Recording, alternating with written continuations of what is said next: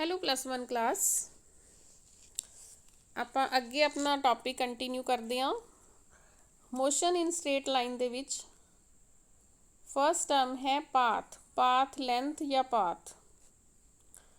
ਦੇਖੋ ਆਪਾਂ ਕਿੱਥੇ ਇੱਕ ਪੁਆਇੰਟ ਤੋਂ ਦੂਸਰੇ ਪੁਆਇੰਟ ਤੱਕ ਮੂਵ ਕਰਦੇ ਹਾਂ, ਕੋਈ ਓਬਜੈਕਟ ਇਨ ਮੋਸ਼ਨ ਹੁੰਦਾ ਹੈ ਕਿਸੇ ਟਾਈਮ ਦੇ ਵਿੱਚ, ਦੈਨ ਉਹਨੇ ਕਿੰਨੀ ਲੈਂਥ ਕਵਰ ਕੀਤੀ। ਮੀਨਸ ਇੱਕ ਪੁਆਇੰਟ ਤੋਂ ਜਿਸ ਰਸਤੇ ਉਹ ਗਿਆ, ਠੀਕ ਹੈ, ਉਸ ਰਸਤੇ ਨੂੰ ਆਪਾਂ ਪਾਥ ਜਾਂ ਪਾਥ ਲੈਂਥ ਕਹਿ ਦਿੰਦੇ ਹਾਂ। The line joining the successive positions of a moving body is called its path. The length of the actual path between the initial and final position gives the distance travelled by the body. एक point तो दूसरे point तक body move की, कुछ distance cover किया, ठीक है, उस डिस्टेंस नूं आपां कहांगे उहदा एक्चुअल पाथ है। ये तुसीं देख सकते हो डायरैक्शनस दिखाने लई हुंदा, north and, west and, this will be west, this will be south and this is east and this is west, ठीक है। नॉर्थ के ऑपोजिट बिल्कुल नीचे वाला साउथ हुंदा, this is south, this is east and this is west, ठीक है। इन्ना तुहानूं पहलां ही पता है, कोई ना मैं दोबारा वैसे ही रिपीट किया है।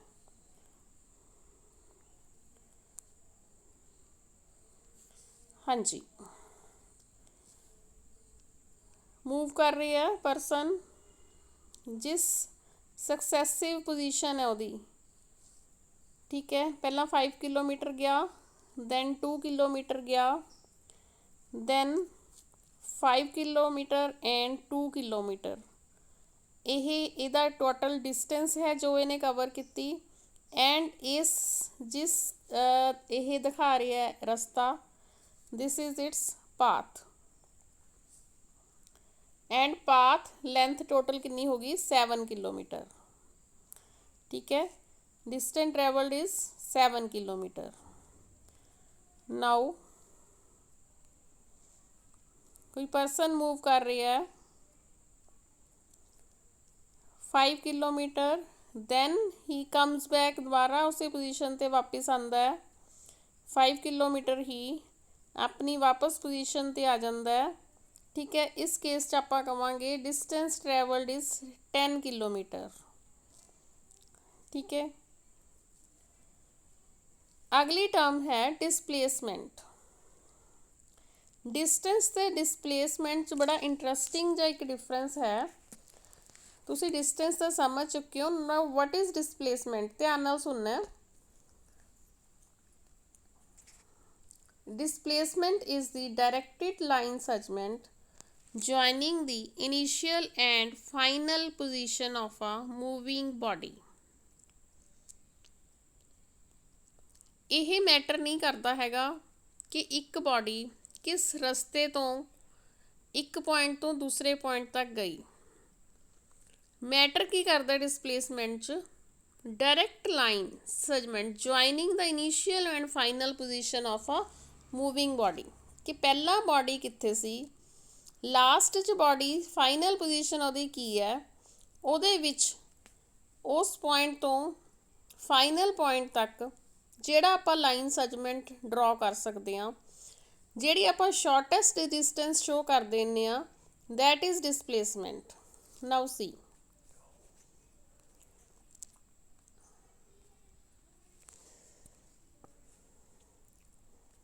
कोई पर्सन है मूव कर रहा है,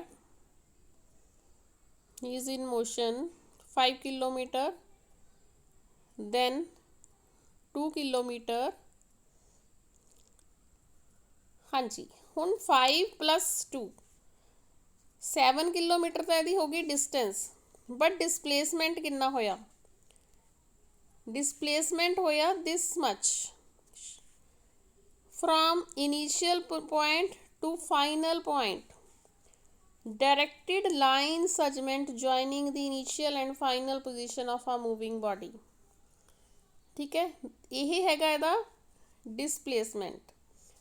जिवें तुसी मैं प्रैक्टिकल एग्जाम्पल देवां, तुसी पटियाले तो राजपुरे जाना है, ठीक है, एक तो डायरैक्ट बस स्टैंड तो हुंदी हुई सड़क मेन रोड है, उत्थों जा सकते हो, या तुसी पिंडां पिंडां चों घूम के भी जा सकते हो।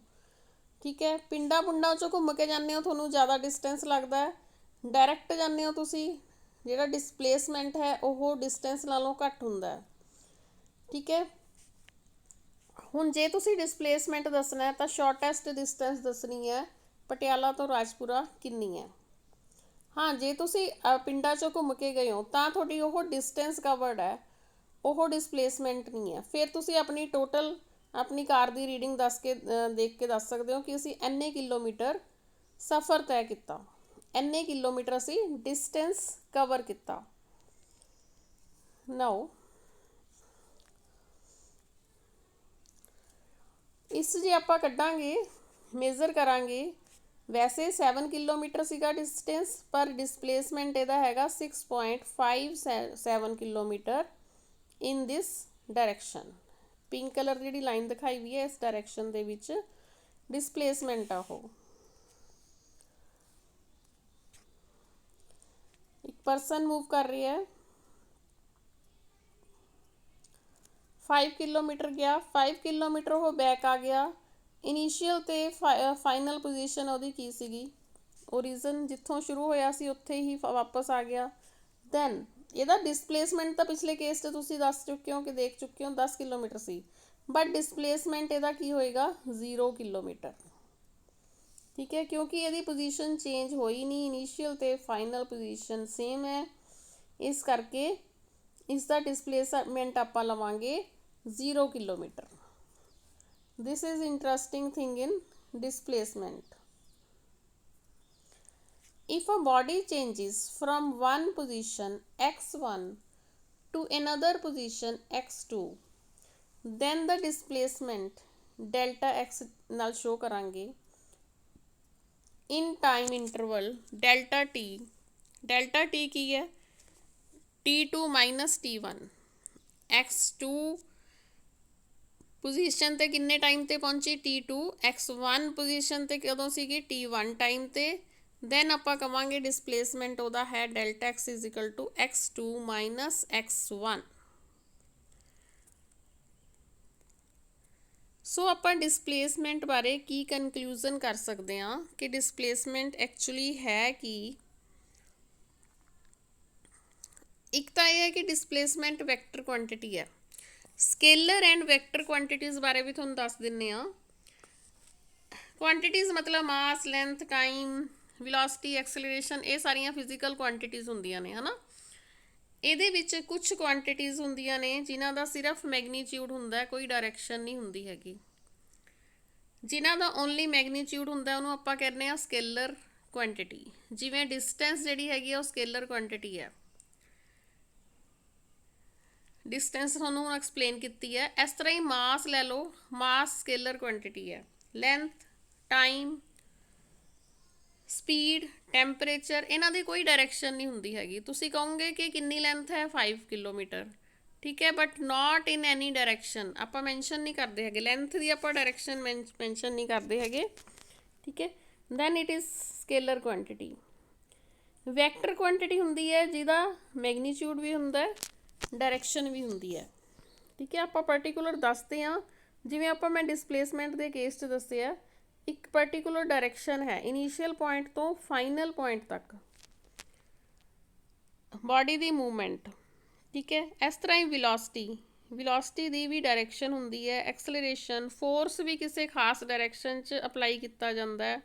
टॉर्क हो गया, ग्रेविटेशनल इंटेंसिटी होगी, ये सारी वैक्टर्स क्वांटिटी हैं। और वैक्टर क्वांटिटी नूं आपां डिनोट करना होवे, जिवें मैं कह रही हूँ एक्सलरेशन वैक्टर क्वांटिटी है, दैन ए दे उपर मैं एरो पाऊँगी, ठीक है। यह डिनोट करता है कि एक्सलरेशन वैक्टर क्वांटिटी है, ठीक है। स्पीड ਨੂੰ मैं शो कर रही ਹਾਂ S ਨਾਲ। ਹੁਣ स्पीड ਜਿਹੜੀ ਹੈਗੀ ਆ स्केलर क्वांटिटी है, ਇਹਦੇ ਉੱਤੇ मैं एरो नहीं पाऊँगी।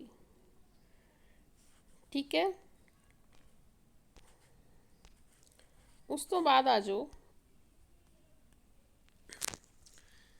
Displacement has units of length. Length ਦੇ यूनिट ਕੀ ਹੁੰਦੇ ਆ?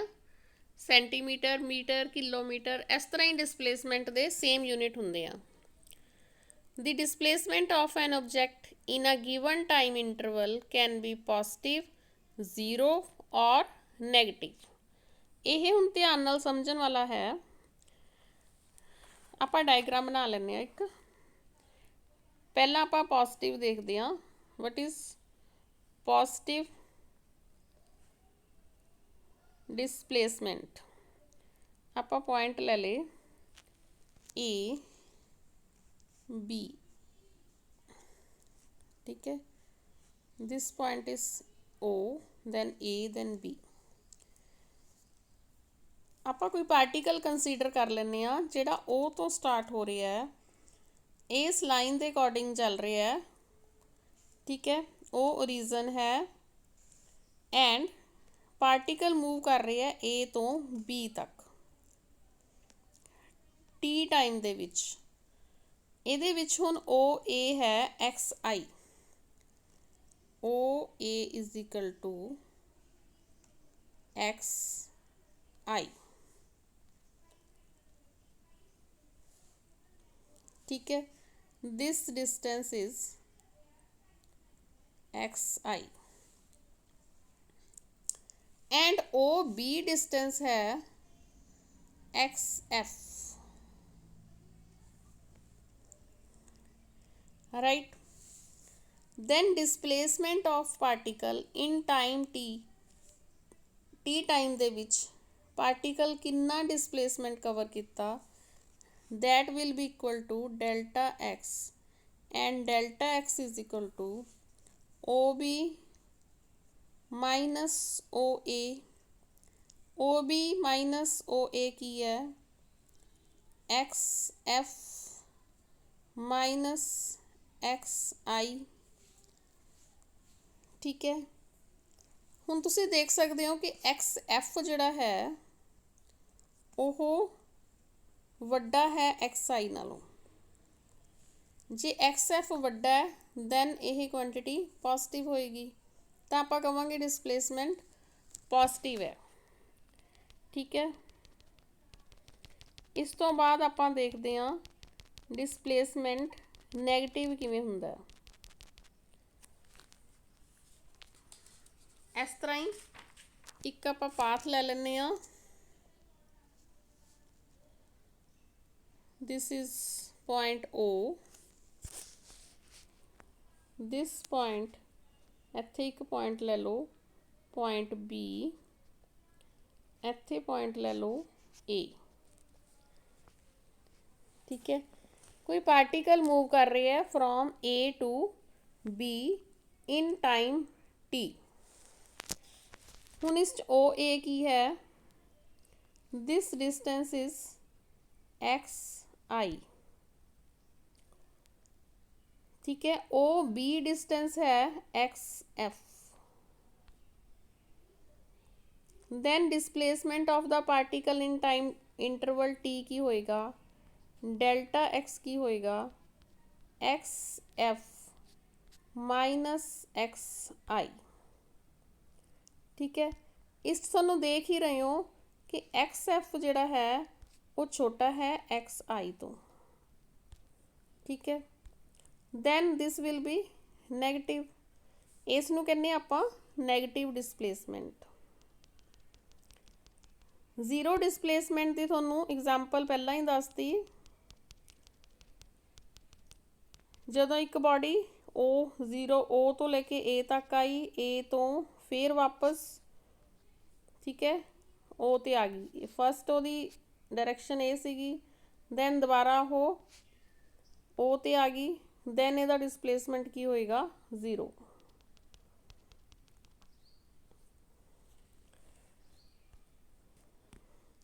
फोर्थ पॉइंट है the actual distance traveled by an object in a given time interval can be equal to or greater than the magnitude of the displacement. Distance ते displacement या तो equal हो सकते हैं या डिस्टेंस ग्रेटर हो सकता है डिसप्लेसमेंट नालों. Fifth point, the displacement of an object between 2 points doesn't tell how exactly the object moved between those 2 points. ਤੁਸੀਂ ਪਹਿਲਾਂ ਵੀ ਕਰ ਚੁੱਕੇ ਹੋ ਇਹ. ਇੱਕ ਬਾਡੀ ਐਕਚੁਅਲੀ ਤਾਂ ਇੱਥੋਂ ਇਸ ਤਰ੍ਹਾਂ ਪਾਥ ਮੂਵ ਕਰ ਰਹੀ ਆ, ਆਹ ਇਹਦਾ ਇਨੀਸ਼ੀਅਲ ਪੁਆਇੰਟ ਹੈ, ਫਾਈਨਲ ਪੁਆਇੰਟ ਹੈ, ਬਟ ਆਪਾਂ ਜਦੋਂ ਡਿਸਪਲੇਸਮੈਂਟ ਦੀ ਗੱਲ ਕਰਾਂਗੇ ਆਪਾਂ ਇੰਨਾ ਕਵਾਂਗੇ, ਠੀਕ ਹੈ, ਕਿ ਇੰਨਾ ਉਸਨੇ ਕਵਰ ਕੀਤਾ. ਹੁਣ ਜਦੋਂ ਇਕੱਲਾ ਤੁਹਾਨੂੰ ਡਿਸਪਲੇਸਮੈਂਟ ਪਤਾ ਤਾਂ ਤੁਸੀਂ ਐਕਚੁਅਲੀ ਨਹੀਂ ਦੱਸ ਸਕਦੇ ਹੈਗੇ ਵੀ ਕਿਹੜਾ ਪਾਥ ਉਹਨੇ ਫੋਲੋ ਕੀਤਾ ਜਾਂ ਐਕਚੁਅਲੀ ਕਿੰਨਾ ਮੂਵ ਕੀਤਾ ਉਹ. ਹੁਣ ਉਹ ਮੂਵ ਤਾਂ 7 ਕਿਲੋਮੀਟਰ ਕੀਤਾ, ਠੀਕ ਹੈ, ਪਿਛਲੀ ਐਗਜ਼ਾਮਪਲ ਤੁਹਾਨੂੰ ਦੱਸ ਕੇ ਆਏ ਹਾਂ, ਬਟ ਆਪਾਂ ਨੂੰ ਐਕਚੁਅਲੀ ਜਦੋਂ ਸਿਰਫ ਡਿਸਪਲੇਸਮੈਂਟ ਦੀ ਗੱਲ ਕਰ ਰਹੇ ਹਾਂ ਤਾਂ ਆਪਾਂ ਇਹ ਬਿਲਕੁਲ ਵੀ ਕਲੀਅਰ ਨਹੀਂ ਕਰ ਸਕਦੇ ਹੈਗੇ ਕਿ between 2 points how the object actually moved between these 2 points. The displacement of a particle between 2 points is a unique path which can take the particle from its initial to final position.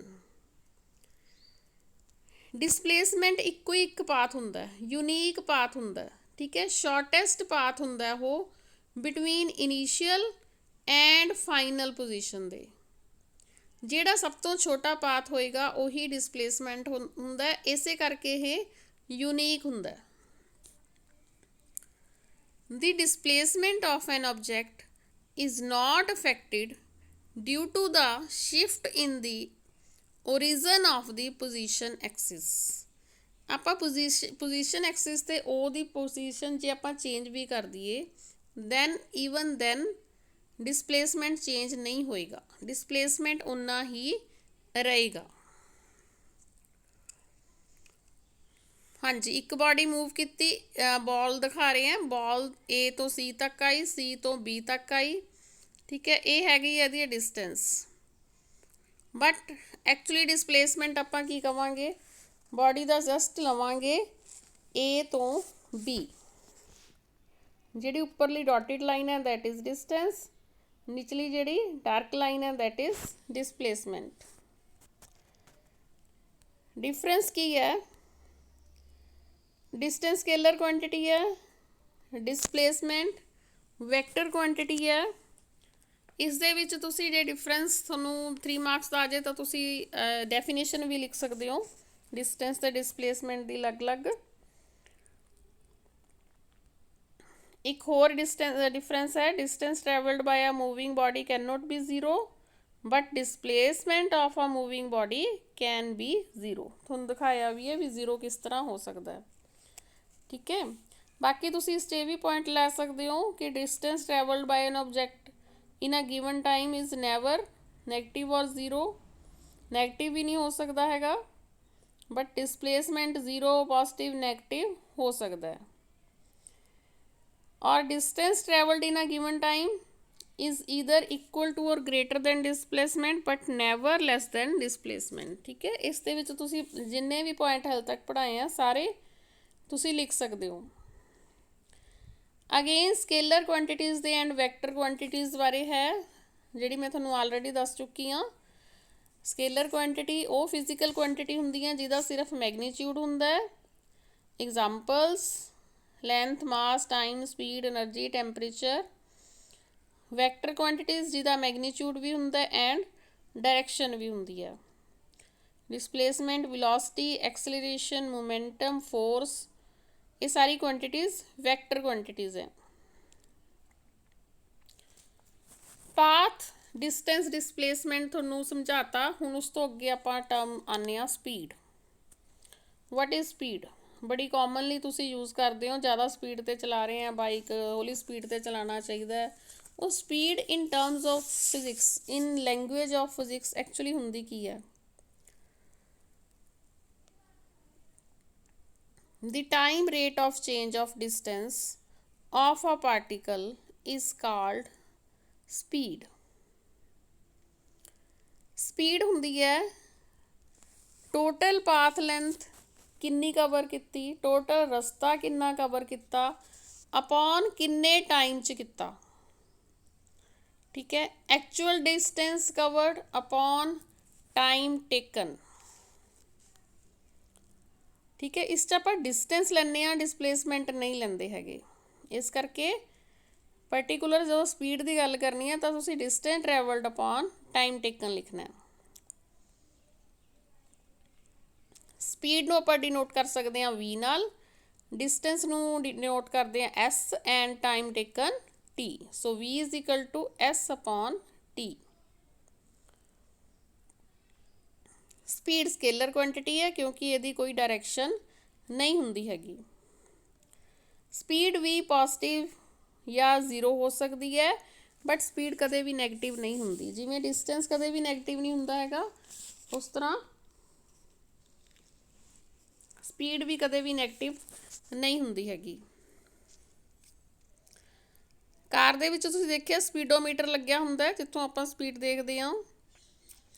ਹਾਂਜੀ, speed ਨੂੰ ਆਪਾਂ measure ਕਿਵੇਂ ਕਰਦੇ ਹਾਂ? ਦੇਖੋ ਆਹ ਫਾਰਮੂਲੇ ਵਾਲਾ ਜੋ ਡਿਸਟੈਂਸ ਅਪੋਨ ਟਾਈਮ ਹੈ, ਡਿਸਟੈਂਸ ਨੂੰ ਮੇਜ਼ਰ ਕਰਦੇ ਹਾਂ ਆਪਾਂ ਮੀਟਰ 'ਚ, ਠੀਕ ਹੈ। CGS 'ਚ ਮੇਜ਼ਰ ਕਰਦੇ ਹਾਂ ਸੈਂਟੀਮੀਟਰ 'ਚ, ਅਪੋਨ T ਨੂੰ ਆਪਾਂ ਮੇਜ਼ਰ ਕਰਦੇ ਹਾਂ ਸੈਕਿੰਡ 'ਚ। ਸੋ CGS ਸਿਸਟਮ 'ਚ ਸਪੀਡ ਦਾ ਯੂਨਿਟ ਹੋ ਗਿਆ ਸੈਂਟੀਮੀਟਰ ਪਰ ਸੈਕਿੰਡ। ਤੁਸੀਂ ਇਹਨੂੰ ਦੋਨੇ ਤਰੀਕਿਆਂ ਨਾਲ ਲਿਖ ਸਕਦੇ ਹੋ, CM ਪਾ ਕੇ ਓਬਲੀਕ S ਪਾ ਸਕਦੇ ਹੋ, ਜਾਂ CM ਸੈਂਟੀਮੀਟਰ ਪਾ ਕੇ S ਦੀ ਪਾਵਰ -1 ਪਾ ਸਕਦੇ ਹੋ। SI ਸਿਸਟਮ ਦੇ ਵਿੱਚ ਇਹਦਾ ਯੂਨਿਟ ਹੁੰਦਾ metre per second, metre upon second, ਜਾਂ ਮੀਟਰ MS ਦੀ ਪਾਵਰ -1। ਪ੍ਰੈਕਟੀਕਲੀ ਆਪਾਂ ਜਦੋਂ ਕਾਰ ਚਲਾ ਰਹੇ ਹਾਂ ਜਾਂ ਸਕੂਟਰ ਚਲਾ ਰਹੇ ਹਾਂ, ਕਿੰਨੇ ਕੀ ਟਰਮਸ ਯੂਜ਼ ਕਰਦੇ ਹਾਂ? ਕਿਲੋਮੀਟਰ ਪਰ ਆਰ, ਠੀਕ ਹੈ। ਕਿਲੋਮੀਟਰ ਪਰ ਆਰ ਮਤਲਬ 1 ਆਵਰ ਦੇ ਵਿੱਚ ਕਿੰਨੇ ਕਿਲੋਮੀਟਰ ਡਿਸਟੈਂਸ ਕਵਰ ਕਰ ਰਹੀ ਹੈ ਕੋਈ ਕਾਰ ਹੈ ਜਾਂ ਕੋਈ ਬਾਈਕ ਹੈ। ਉਸ ਤੋਂ ਬਾਅਦ ਹੈ ਯੂਨੀਫਾਰਮ ਸਪੀਡ। ਯੂਨੀਫਾਰਮ ਮਤਲਬ ਇਕਸਾਰਤਾ, ਇਕਸਾਰ, ਠੀਕ ਹੈ। ਇਸ ਤੋਂ ਹੀ ਤੁਸੀਂ ਅੰਦਾਜ਼ਾ ਲਗਾ ਸਕਦੇ ਹੋ ਦੀ definition the. A particle or a body is said to be moving with uniform speed if it covers equal distance in equal intervals of time, however small these intervals may be।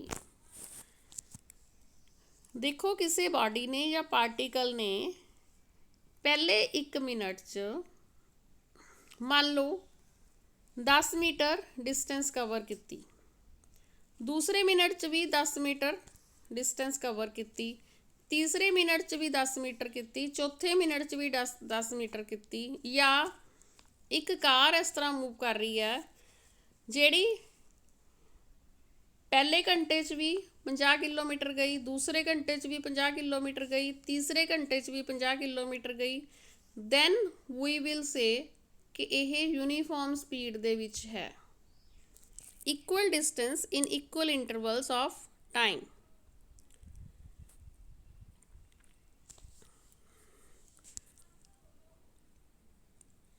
ਉਸ ਤੋਂ ਬਾਅਦ ਹੈ variable speed. ਜਦੋਂ speed ਜਿਹੜੀ ਹੈਗੀ ਆ very ਕਰ ਰਹੀ ਹੈ ਇਕੁਅਲ ਇੰਟਰਵਲ ਆਫ ਟਾਈਮ 'ਚ, ਅਨਇਕੁਅਲ ਡਿਸਟੈਂਸ ਕਵਰ ਕਰ ਰਹੀ ਹੈ। ਪਹਿਲੇ ਘੰਟੇ 'ਚ 50 ਕਿਲੋਮੀਟਰ, ਦੂਜੇ ਘੰਟੇ 'ਚ 30 ਕਿਲੋਮੀਟਰ, ਚੌਥੇ ਘੰਟੇ 'ਚ 40 ਕਿਲੋਮੀਟਰ, ਠੀਕ ਹੈ। ਟਾਈਮ ਇੰਟਰਵਲ ਇੱਕੋ ਹੀ ਹੈ, ਇੱਕ ਘੰਟਾ ਤਿੰਨੇ ਵਾਰ, ਬਟ ਡਿਸਟੈਂਸ ਅਨਇਕੁਅਲ ਹੈ। then we will say ਕਿ ਇਹਦੀ ਸਪੀਡ ਵੇਰੀਏਬਲ ਹੈ। A particle or a body is said to be moving with variable speed if it covers unequal distances in equal intervals of time, however small these intervals may be. Time interval चाहे जिन्ने मर्जी छोटे होन but distance equal होएगी तो time interval equal होणगे, distance unequal होएगी।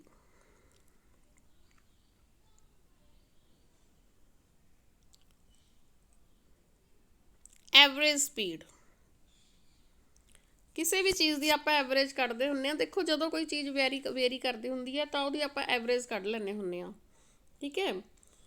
Total जा लगा लेने होंगे कि पहले घंटे, दूसरे घंटे, तीसरे घंटे च अलग अलग गई बट वो एवरेज की सीगी। When a body moves with variable speed, the average speed of the body is the ratio of the total distance travelled by it to the total time taken. ਇਹ ਫਾਰਮੂਲਾ ਹੁੰਦਾ average speed ਦਾ, total distance travelled upon total time taken. V ਦੇ ਆਪਾਂ speed ਦੇ ਨੀਚੇ a v ਪਾ ਦਾਂਗੇ, that means ਉਹ ਐਵਰੇਜ ਹੈ। ਐਸ ਡਿਸਟੈਂਸ ਦੇ ਨਾਲ ਆਪਾਂ TOT ਟੋਟਲ ਪਾ ਦਾਂਗੇ, ਟੀ ਦੇ ਨਾਲ ਵੀ ਆਪਾਂ TOT ਟੋਟਲ ਪਾ ਦਾਂਗੇ, ਦੈਨ ਇਹ ਐਵਰੇਜ ਸਪੀਡ ਨੂੰ ਸ਼ੋ ਕਰੇਗਾ।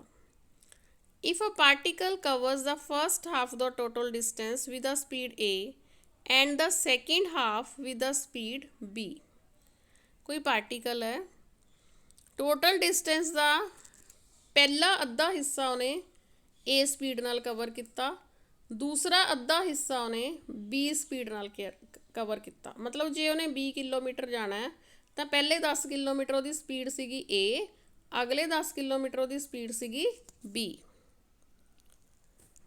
then ਇਹਦੀ ਐਵਰੇਜ ਕੀ ਕੱਢਾਂਗੇ ਆਪਾਂ 2AB upon A plus B।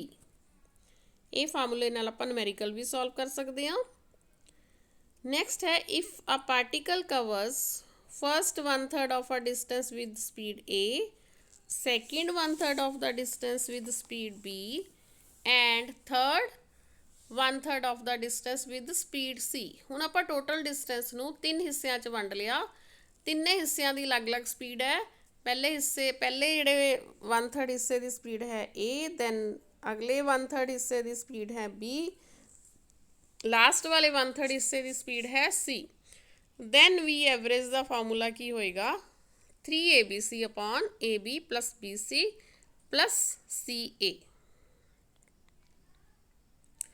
Instantaneous speed,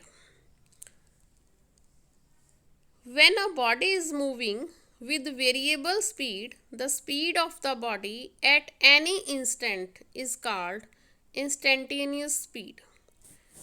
कोई बॉडी मूव कर रही है, उसकी स्पीड वेरी करी जा रही है, फर्क नाल कदे वध रही है, कदे घट रही है, कदे वध रही है, कदे घट रही है। दैन आपां किसी खास इंस्टेंट ते देखते हाँ, ठीक है। इस सैकेंड ते आपां सपोज करो पर्टिकुलर एक पॉइंट ते आपां देख रहे हैं भी इस टाइम मैं उसकी स्पीड देखनी है, ठीक है। मैं ये गल मेरे लिए मैटर नहीं करती भी 2 मिनट पहला की सी या 2 मिनट बाद च की है, मैं जस्ट इस पल इस सैकेंड देखनी है speed, that speed is called instantaneous speed. Next है पोजीशन टाइम ग्राफ। देखो पोजीशन टाइम ग्राफ दे विच आपां इस तरह x axis and y axis दे विच लैने हुन्ने आ। दिस इज एक्स एक्सिस, इस वाल आपां टाइम लैने हुन्ने आ, वाई एक्सिस वाल आपां पोजीशन लैने हुन्ने आ, ठीक है। हाँ जी, जे बॉडी एट रेस्ट है, बॉडी मूव नहीं कर रही हैगी, दैन उहदा ग्राफ एक स्ट्रेट लाइन होएगी, ठीक है। When body in uniform motion है, दैन पोजीशन ते टाइम इस तरह चेंज होणगे जिस तरह डायरैक्टली प्रपोर्शनल चेंज होंदे हैं। टाइम जिस तरह टाइम वधी जाएगा उस तरह पोजीशन उसदी इनक्रीज हो जाएगी। जदों बॉडी नॉन यूनीफॉर्म मोशन च है, मतलब यूनीफॉर्म मोशन नहीं हैगा, दैन उहदा ग्राफ इस तरह हो सकता है, ठीक है, that will not be straight line, it will be curved in any form, किसी भी कर्व च फॉर्म च हो सकता है। हाँ जी बच्चों, अज आप स्पीड तक ही करते हैं क्योंकि तुसी ज़्यादा लंबी वीडियो देखते भी नहीं होंगे, शायद तुहानू औखा लगता है, हाले थोड़ी +1 क्लास है, आप थोड़ा थोड़ा ही करावांगे। So take care, thank you बेटा।